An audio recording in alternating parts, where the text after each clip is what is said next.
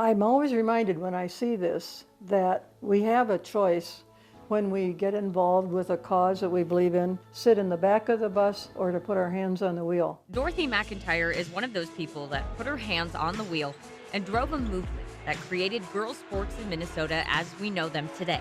And I think I was lucky that I lived during a time when I could put my hands on the wheel and help steer a few things and open some doors. To understand what Dorothy accomplished in women's sports, we have to go back to the beginning, to the late 1800s, to a new game called basketball.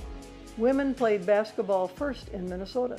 The story of women's basketball in Minnesota is outlined in a book Dorothy co-authored called Daughters of the Game. In 1893, just a few years after basketball was invented, it was introduced to girls at Carleton College in Northfield, Minnesota.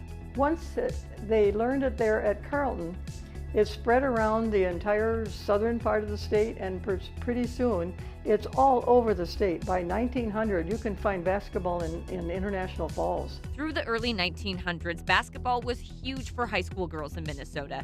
And even though many of them still wore skirts as uniforms, this was one of the first uniforms back in the early 1900s. Basketball and swimming especially were two sports girls were welcome to participate in. Girls were playing basketball and playing hard and playing to win. But in the late 1930s, attitudes about girls and women's sports changed. Some in the medical field thought competition was harmful to women's bodies, and the competitive spirit kept some girls from getting involved.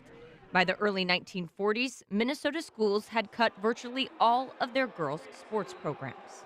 From the 30s and 40s, 50s, 60s, even into the 70s, women were sitting on the sidelines, up in the bleachers. This is where Dorothy McIntyre's story in Minnesota sports begins. In the early 1960s, Dorothy was working as a teacher at Eden Prairie High School during a time when many schools had girls' recreation associations, programs where girls could play sports for fun.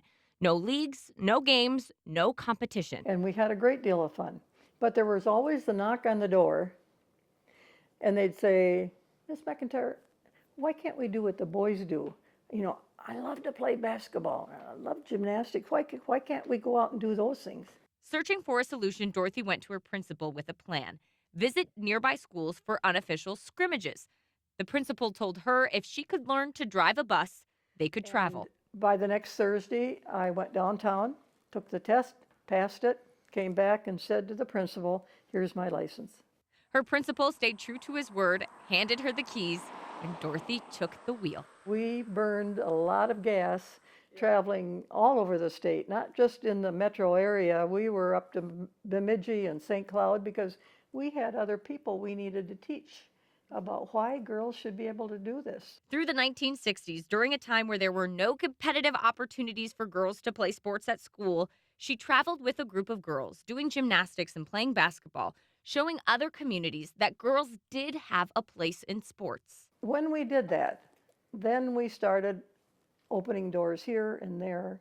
And before I knew it, I became a voice for this advocacy of opening doors for girls. By the late 1960s, Dorothy found an ally in a high place, the director of the Minnesota State High School League, who also believed girls should have opportunities to play sports.